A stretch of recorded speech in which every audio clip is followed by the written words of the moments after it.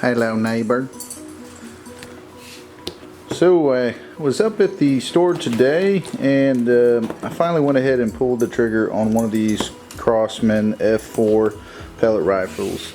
I don't know if you guys have walked by these things, but they've had them on the shelf for years, and this is their secondary version, or at least the second model to my understanding. The first model, it didn't have this you know, extra long suppressor looking device. It just had somewhat of a suppressor looking barrel up towards the front.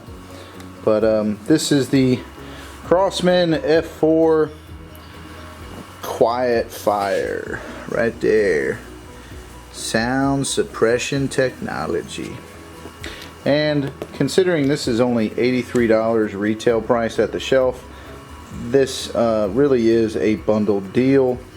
You can't go wrong. It comes with a little 4x32 millimeter scope. Then down here you have the two-stage adjustable trigger. I don't know much about these. I've only had a couple of Crosman pellet pistols. I don't think I've ever purchased a Crosman pellet gun or BB gun. So I just wanted to do a quick unboxing video for this F4. As you can see here in the top right corner, this guy is ideal for target practice and small game, which is of course my favorite. You can pop squirrels with these.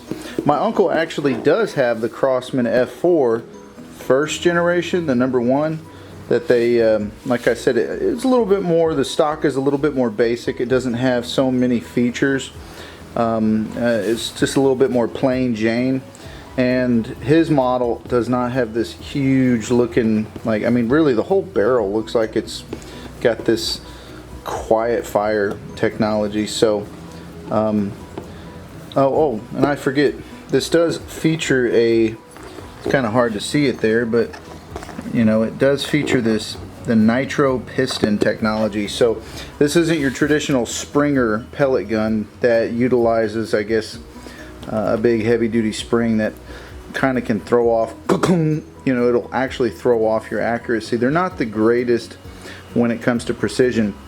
I have an old traditional heavy Springer pellet rifle that shoots the 177 cal, and it is the groupings aren't the greatest, even at, you know, short distances such as 20 yards. But just wanted to go ahead and do a quick unboxing video on this guy.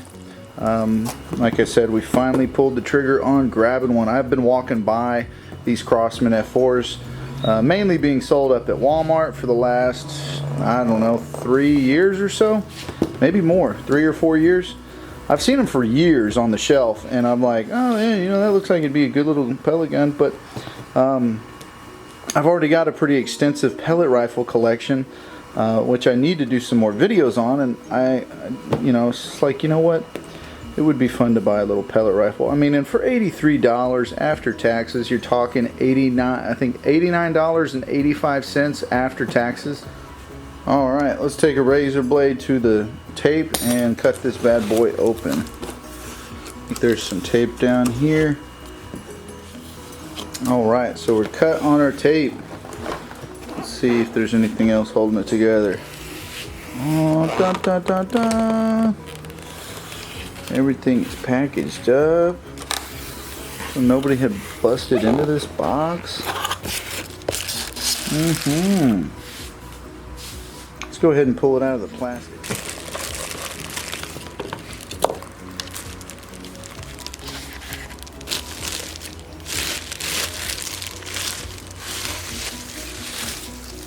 Oh man. Oh. Man, that suppressor thing looks a lot bigger after you pull it out of the plastic. It's a thick, man, that is a thick looking, I guess all I can say is in person this thing is a lot bigger than I had anticipated. Looks like those are just some grooves for a little bit of flair, a little bit of character. Same thing with these ones that run down the side.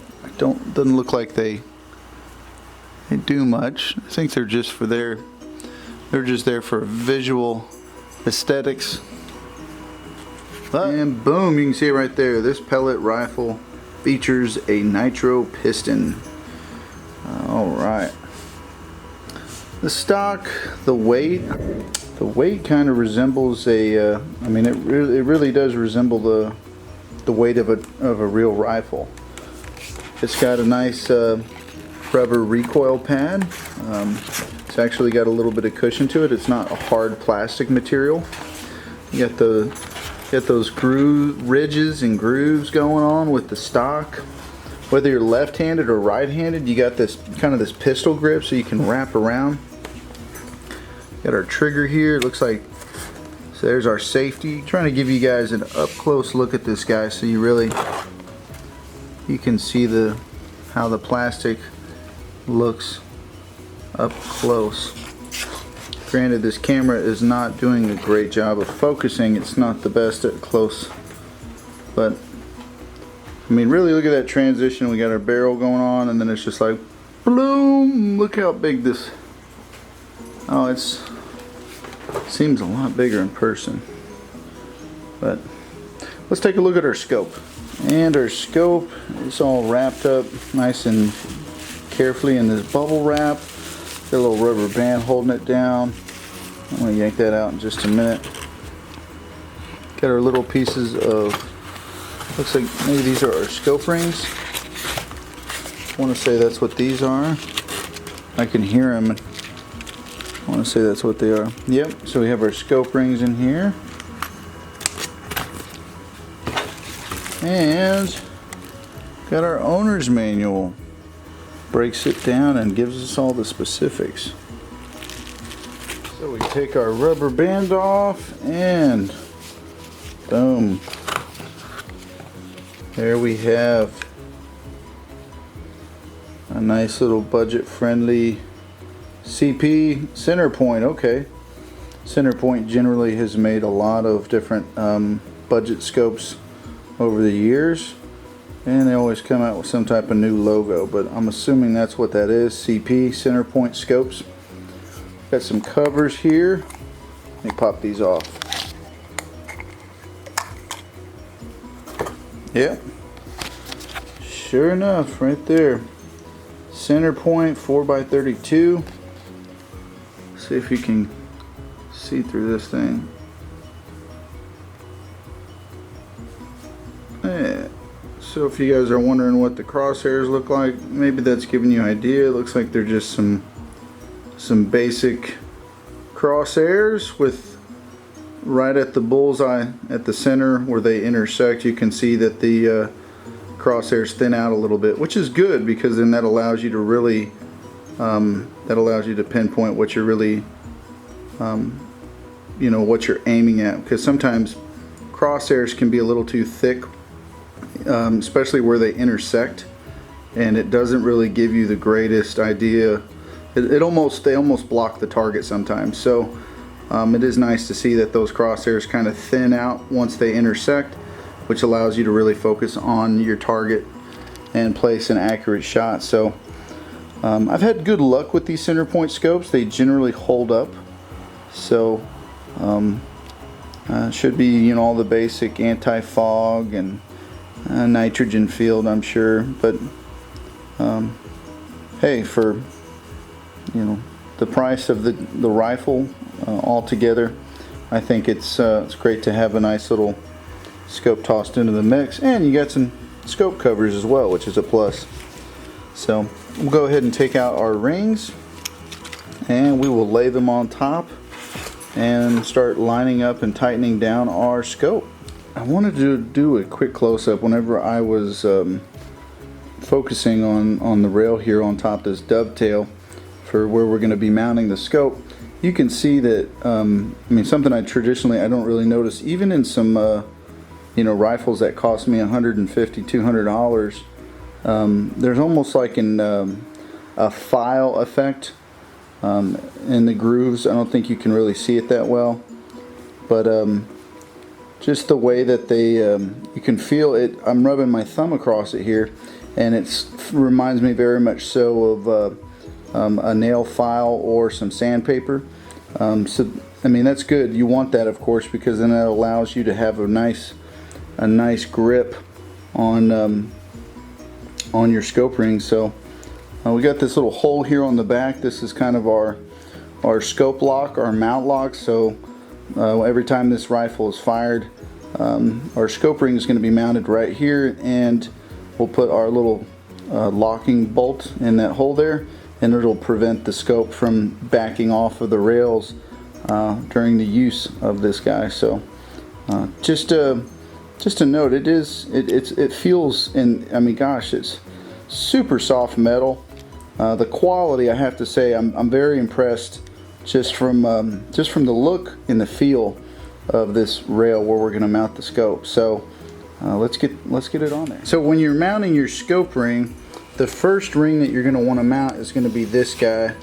It has a little bolt hiding here just in the middle, where the actual scope tube is going to lay down into, and that is where that bolt, that is where that little screw, that little bolt is hiding. That's going to actually screw down into the top portion of the rifle rail. So just a heads up, that's what you want to go ahead and pay attention to first whenever you're mounting this, putting these scope rings on. Alright, so there she is. Got the scope on all the way, and it is nice and adjusted accordingly. So there's no way for you to really adjust the focus if you wanted to, and it's plastic. The housing, the housing, you know, this little edging in here. I mean, this is all plastic. I think the metal tube. The tube is aluminum or metal of some sort. But you know, of course, you do have your standardized plastic caps. Usually these are generally metal cover caps or little aluminum cover caps, but these are just some, you know, some type of plastic.